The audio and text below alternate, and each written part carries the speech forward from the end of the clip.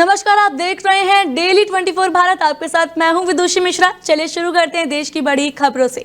उत्तर प्रदेश के बरेली जिले में थाना प्रेमनगर पुलिस ने एक बड़ी कार्रवाई करते हुए बांग्लादेशी मूल की महिला मुनारा बी और उसकी 2 बहनों को गिरफ्तार किया है। पुलिस जांच में खुलासा हुआ कि ये तीनों महिलाएं फर्जी भारतीय पहचान के सहारे लंबे समय से भारत में रह रही थी। मुख्य आरोपी मुनारा बी ने 3 अलग अलग भारतीय पासपोर्ट बनवाए थे। पहला पासपोर्ट उसने 2011 में बनवाया, दूसरा अपनी बहन सायरा बानो के नाम से 2012 में बनवाया और तीसरा कुवैत स्थित भारतीय दूतावास से जारी करवाया। सभी पासपोर्ट पर उसकी ही तस्वीर थी।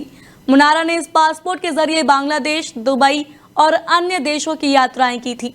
गिरफ्तार की गई उसकी बहनें सायरा बानो और तस्लीमा भी फर्जी पहचान पर ही भारत में रह रही थी।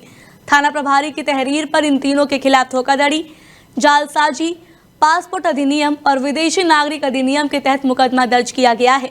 पुलिस को शक है कि इनके पीछे एक बड़ा नेटवर्क सक्रिय है जो अवैध रूप से नागरिकता से जुड़े दस्तावेज तैयार करता है। फिलहाल पुलिस तीनों महिलाओं के संपर्क सूत्रों और मददगारों की तलाश में लगी है। ये मामला राष्ट्रीय सुरक्षा और पासपोर्ट प्रणाली की खामियों को उजागर करता है। श्रीमान वरिष्ठ पुलिस अधीक्षक जनपद बरेली के निर्देशन में थाना प्रेमनगर की टीम ने LIU लोकल इंटेलिजेंस की मदद से 3 बांग्लादेशी मूल की महिलाओं को गिरफ्तार किया है। इनके नाम इस प्रकार हैं: मुनारा बी वाइफ ऑफ यासीन, वर्तमान पता थाना प्रेमनगर; सायरा बानो और तस्लीमा, वर्तमान पता हाफिजगंज थाना।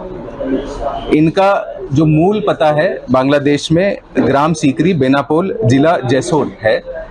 पूछताछ में इनके द्वारा बताया गया कि लगभग 1970-72 में बॉर्डर पार करके मुनारा बी नाम की जो महिला है वह भारत में आई थी। उसके उपरांत इसकी दोनों बहनें तस्लीमा और सायरा, ये दोनों भी भारत आई। मध्य प्रदेश की राजधानी भोपाल के बाग सेवनिया थाना क्षेत्र में एक चौंकाने वाली वारदात सामने आई है। रायसेन जिले के सचिन मीणा पर कुछ बदमाशों ने जानलेवा हमला कर दिया। जानकारी के मुताबिक सचिन अपने दोस्तों नंदू और कार्तिक सोलंकी के साथ भोपाल आया था। वहीं कुछ बदमाशों से बहस के बाद अचानक हमला हो गया। हमलावरों ने सचिन पर चाकू और हॉकी से बेरहमी से वार किया और जब वो गिर गया तो उस पर गाड़ी भी चढ़ा दी। पूरी घटना पास लगे CCTV कैमरे में कैद हो गई, जिसके आधार पर पुलिस ने जांच शुरू कर दी है। घायल सचिन को गंभीर हालत में निजी अस्पताल में भर्ती कराया गया है। थाना प्रभारी अमित सोनी ने बताया कि फरियादी के बयान के आधार पर मामला दर्ज कर लिया गया है और फुटेज व प्रत्यक्षदर्शियों की मदद से आरोपियों की तलाश की जा रही है। ये वारदात इलाके में दहशत का माहौल पैदा कर गई है। सवाल उठ रहे हैं कि आखिर शहर के बीचों बीच दिन दहाड़े इतनी बड़ी घटना कैसे हो गई और सुरक्षा व्यवस्था इतनी कमजोर क्यों है। पुलिस ने जल्द आरोपियों को पकड़ने का आश्वासन भी दिया है। कुछ मित्रों के साथ कहीं जा रहे थे, उसी बात पे कुछ वाद विवाद हुआ है। उस वाद विवाद को लेकर के उनके द्वारा एक शिकायत दर्ज कराई गई। हॉस्पिटलाइज थे, हॉस्पिटल में जाके हमारे अधिकारियों ने चर्चा की थी। जैसा उन्होंने बताया है वैसा उनकी रिपोर्ट पर अपराध पंजीबद्ध कर विवेचना में दिया गया है। और गाड़ी चढ़ाने का जो विषय है उसमें जो फुटेज उन्होंने दिया है उस फुटेज को हम हमारी तरफ से निकलवा रहे हैं, उसकी जाँच कर रहे हैं। उसमें जो भी तथ्य आएंगे उसी हिसाब से उसमें कार्रवाई करके रहता है। सचिन मीणा नाम के व्यक्ति हैं, उनका एक कुछ मित्रों के साथ कहीं जा रहे थे, उसी बात पे कुछ वाद विवाद हुआ है। उस वाद विवाद को लेकर के उनके द्वारा एक शिकायत दर्ज कराई गई। हॉस्पिटलाइज थे, हॉस्पिटल में जाके हमारे अधिकारियों ने चर्चा की थी। जैसा उन्होंने बताया है वैसा उनकी रिपोर्ट पर अपराध पंजीबद्ध कर विवेचना में दिया गया है। और गाड़ी चढ़ाने का जो विषय है उसमें जो फुटेज उन्होंने दिया है उस फुटेज को हम हमारी तरफ से निकलवा रहे हैं, उसकी जाँच कर रहे हैं। उसमें जो भी तथ्य आएंगे उसी हिसाब से उसमें कार्रवाई करके रहता है। बिहार के अररिया में चुनावी निष्पक्षता को लेकर राजनीतिक बयानबाजी तेज हो गई है। राष्ट्रीय जनता दल नेता तेजस्वी यादव ने केंद्र सरकार पर गंभीर आरोप लगाते हुए कहा कि चुनाव प्रक्रिया पारदर्शी नहीं रह गई और चुनाव आयोग भाजपा के साथ मिलकर काम कर रहा है। तेजस्वी ने कहा है कि चुनाव आयोग की कमिश्नर को बचाने के लिए केंद्र सरकार संसद में ऐसा कानून ला रही है जिससे उनके खिलाफ कोई कार्रवाई न हो सके। उन्होंने कहा कि यह लोकतंत्र और संविधान के साथ खुला खिलवाड़ है। वहीं कांग्रेस नेता राहुल गांधी ने भी बड़ा बयान देते हुए कहा, SIR यानी स्पेशल इन्वेस्टिगेशन रिपोर्ट में चुनाव आयोग, चुनाव आयुक्त और बीजेपी की मिलीभगत है। राहुल गांधी ने चुनावों की निष्पक्षता पर सवाल खड़े किए और कहा कि देश का लोकतंत्र खतरे में है। कांग्रेस और RJD के इन आरोपों ने राजनीतिक माहौल को गरमा दिया है। विपक्षी दल इसे एकजुटता का मुद्दा बना सकते हैं। इन आरोपों के बाद चुनाव आयोग की भूमिका और स्वतंत्रता को लेकर चर्चा तेज हो गई है। मुश्किल है, चाहे वोट जोड़ने का या किसी का कंप्लेन करके हटवाने का, डिलीशन का। अभी भी जो है उस प्रोसेस में कोई क्लैरिटी जो है नहीं आई है। और राहुल गांधी जी ने ठीक ही कहा कि भाई चुनाव आयोग जो है बीजेपी के साथ खड़ी है, इसलिए बीजेपी के लोगों ने पार्लियामेंट में कानून ला करके चुनाव आयोग के जो कमिश्नर साहब हैं उनको जो है प्रोटेक्ट करने का काम किया कि कोई कार्रवाई या मुकदमा भी उन पे नहीं हो सकता है। मुश्किल है। जम्मू कश्मीर के कठुआ जिले में भारी बारिश के चलते सहार खड्ड पर बना राष्ट्रीय राजमार्ग पुल क्षतिग्रस्त हो गया है। ये पुल जम्मू पठानकोट हाईवे का अहम हिस्सा है और इसके क्षतिग्रस्त होने से क्षेत्र में यातायात ठप होने की आशंका बढ़ गई है। लगातार हो रही बारिश के चलते नदी उफान पर है और पानी पुल के ऊपर से बह रहा है। जसरोटा विधानसभा के बोडा पंचायत का संपर्क भी अब खतरे में है, क्योंकि वहां का पुल भी तेज बहाव में क्षतिग्रस्त हो सकता है। स्थानीय लोग प्रशासन से तत्काल कार्रवाई की मांग कर रहे हैं। तस्वीरों में देखा जा सकता है कि पुल के ऊपर से तेज बहाव से नुकसान हो रहा है और यदि बारिश का यही सिलसिला जारी रहा तो संपर्क पूरी तरह टूट सकता है। इस क्षेत्र के लोगों की रोजमर्रा की जिंदगी पर गहरा असर पड़ा है। स्कूल, अस्पताल, कार्यालय तक पहुंचना मुश्किल हो गया है। प्रशासन ने चेतावनी जारी कर दी है और वैकल्पिक मार्गों की तलाश शुरू कर दी गई है। जम्मू कश्मीर के किश्तवाड़ जिले के मचैल माता यात्रा मार्ग पर स्थित चसौती गांव में बादल फटने की भयावह घटना ने पूरे देश को झकझोर कर रख दिया है। अब तक 33 शव बरामद किए जा चुके हैं, जबकि 200 से अधिक श्रद्धालु अब भी लापता बताए जा रहे हैं। हजारों लोग मचैल माता यात्रा के लिए जा रहे थे, तभी अचानक मौसम ने करवट ली और बादल फट गया। घटनास्थल पर राहत और बचाव कार्य युद्धस्तर पर जारी है। सेना, एनडीआरएफ, एसडीआरएफ और स्थानीय प्रशासन की टीमें लगातार लापता लोगों की तलाश में जुटी हुई है। इस त्रासदी में कई लोग घायल भी हुए हैं, जिन्हें जम्मू के मेडिकल कॉलेज में भर्ती कराया गया है। रक्षा मंत्री राजनाथ सिंह ने घायलों से मुलाकात की और स्थिति की जानकारी ली। उन्होंने बताया कि प्रधानमंत्री नरेंद्र मोदी भी इस घटना को लेकर चिंतित है और लगातार अपडेट ले रहे हैं। उपराज्यपाल मनोज सिन्हा ने कहा कि राहत कार्यों के लिए 4 करोड़ रुपए जारी किए गए हैं और सरकार पुनर्वास के हर संभव प्रयास करेगी। बारिश की संभावना को देखते हुए प्रशासन ने यात्रा पर एडवाइजरी भी जारी की है। स्थानीय लोग भी भयभीत हैं और सरकार से स्थायी समाधान की मांग कर रहे हैं।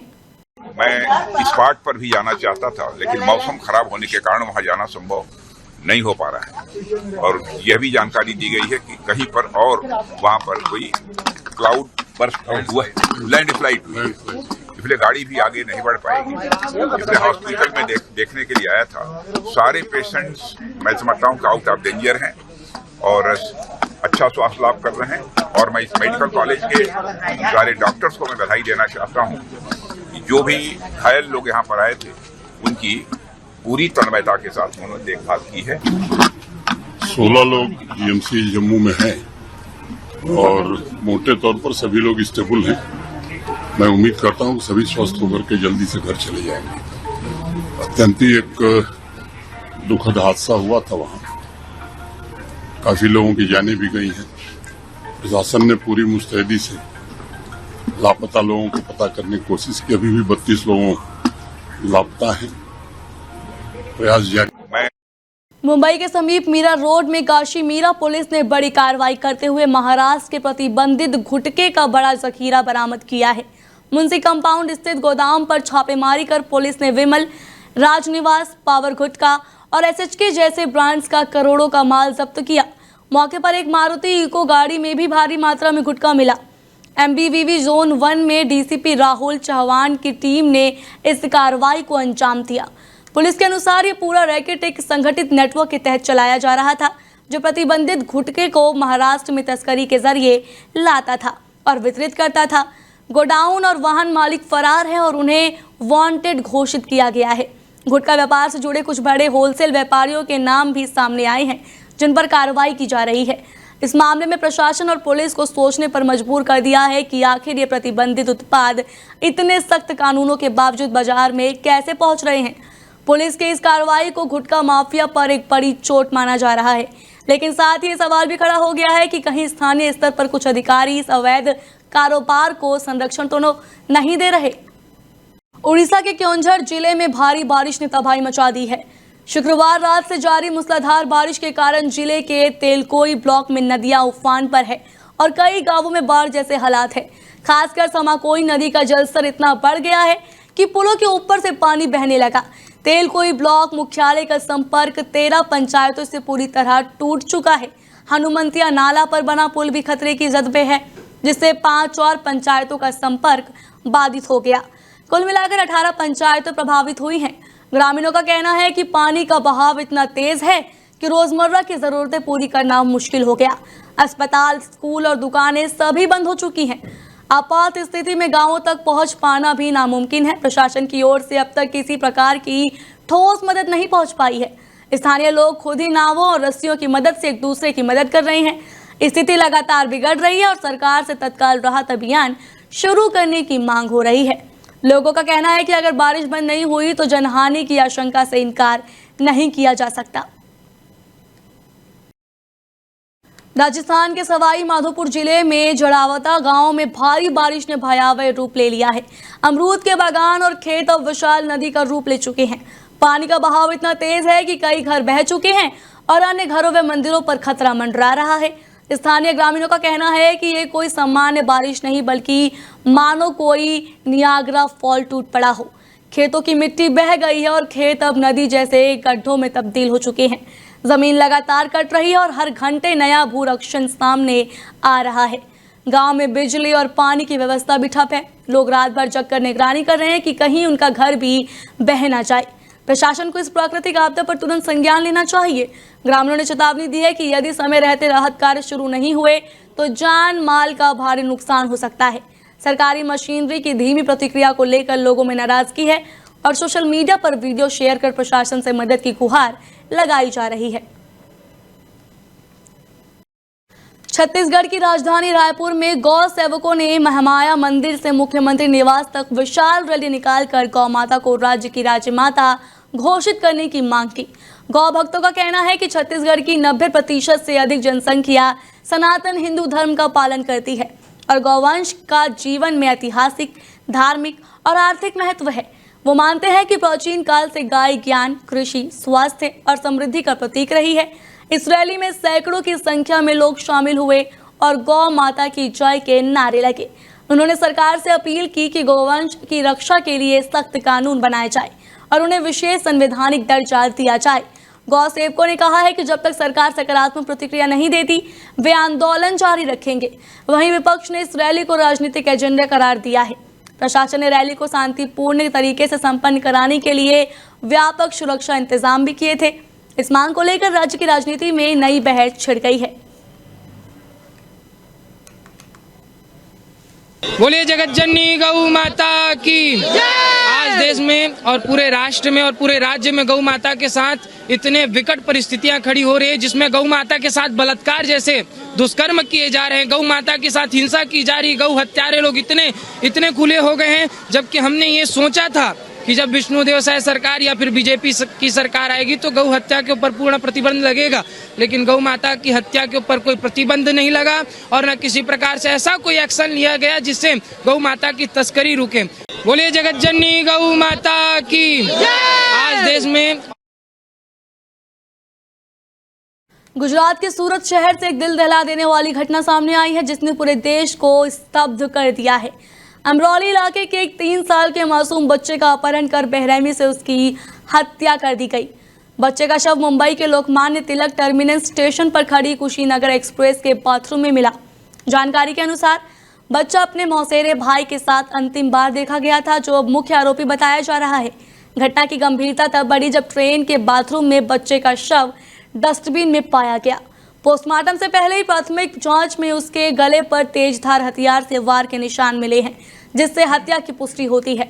जीआरपी और सूरत पुलिस की संयुक्त टीम मामले की गहन जांच कर रही है। आरोपी फरार है और उसकी तलाश जारी है। पुलिस ने कहा है कि यह पारिवारिक रंजिश का मामला हो सकता है, लेकिन अन्य कोणों की भी जांच की जा रही है। इस नृशंस हत्या ने पूरे शहर को झकझोर दिया है। आम जनता के मन में सवाल उठ रहे हैं कि क्या आखिर सुरक्षा के इतने दावों के बावजूद कोई मासूम ट्रेन में कैसे मारा जा सकता है। अब सभी की निगाहें आरोपी की गिरफ्तारी और इस घटना से जुड़े अन्य रहस्यों के खुलासे पर टिकी हुई है।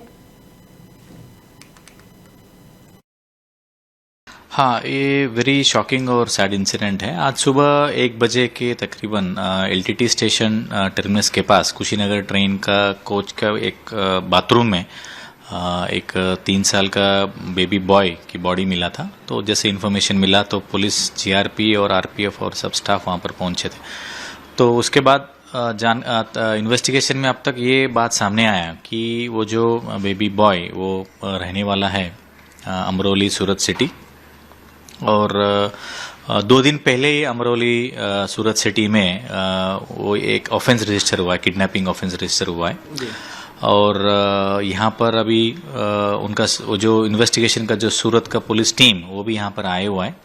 और अभी फिलहाल बॉडी को आगे हम उसका इंक्वेस्ट और बाकी पोस्टमार्टम हम कर रहे हैं। हाँ, ये गणेश उत्सव नजदीक आते ही मुंबई से कोंकण की ओर जाने वाले यात्रियों की भीड़ रेलवे स्टेशन पर उमड़ पड़ी है। थाने स्टेशन पर विशेष रूप से मांडवी एक्सप्रेस को पकड़ने के लिए हजारों गणेश भक्त पिछले 24 घंटे से लाइन में खड़े हैं। कोंकणवासी गणपति बप्पा को अपने गांव ले जाने की तैयारी में जुटे हैं और इसके चलते जनरल डिब्बों में भारी भीड़ देखी गई। कई यात्री अपनी पूरी गृहस्थी के सामान के साथ स्टेशन पहुंचे हैं, जिसमें पूजन सामग्री, मिठाई और सजावटी सामान शामिल है। मांडवी एक्सप्रेस के देर से चलने से लोगों में नाराजगी देखी गई। यात्रियों ने कहा कि रेलवे प्रशासन हर साल की तरह इस बार भी तैयार नहीं था। भारी भीड़ को नियंत्रित करने के लिए आरपीएफ की विशेष टीम तैनात की गई है और 2 अतिरिक्त विशेष ट्रेनें सावंतवाड़ी व रत्नागिरी के लिए चलाई जा रही है। रेलवे अधिकारियों ने यात्रियों से धैर्य बनाए रखने की अपील की है, लेकिन भीड़ में कई बुजुर्ग और महिलाएं असुविधा झेलते दिखे। कोंकण जाने वालों की संख्या को देखते हुए ये भी मांग उठ रही है कि गणेश उत्सव के दौरान ट्रेनें बढ़ाई जाए और समुचित सुविधा दी जाए। ये भीड़ गणेश उत्सव की धार्मिक और सांस्कृतिक महत्व को दर्शाती ही है, साथ ही साथ रेलवे की व्यवस्थागत चुनौतियों को भी उजागर करती है। फिलहाल आज के लिए खबरों में बस इतना ही। आपसे फिर मिलेंगे ऐसी और बड़ी खबरों के साथ। तब तक देखते रहिए डेली 24 भारत।